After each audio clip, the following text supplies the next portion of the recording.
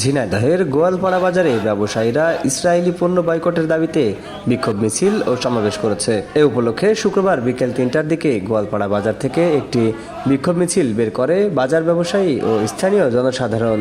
মিছিলটি ঝিনাইদহ মাগুরা মহাসড়ক প্রদক্ষিণ করে একই স্থানে এসে শেষ হয়। বিক্ষোভ মিছিলটি শেষে সেখানেই সমাবেশ করে তারা।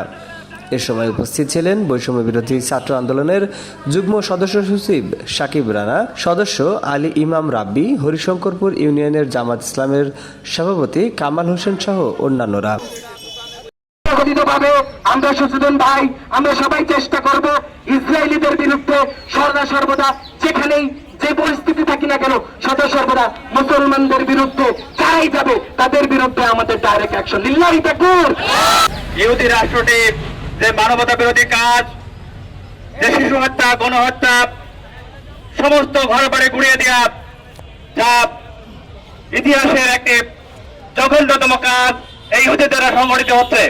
সে সময় বক্তারা বলেন, বর্তমান সময়ে ফিলিস্তিনের উপরে একের পর এক যে বর্বরতা হামলা চালাচ্ছে ইসরায়েল, সেই হামলায় শুধু ক্ষতিগ্রস্ত ফিলিস্তিনি নয়, হয়েছে প্রতিটি মুসলিমের হৃদয়। ইসরায়েলকে আর্থিকভাবে দুর্বল করতে সারা দেশে তথা ঝিনাইদহের গোয়ালপাড়া বাজারে ইসরায়েলের পণ্য চলবে না, ইসরায়েলের পণ্য বিক্রি বন্ধ করতে হবে।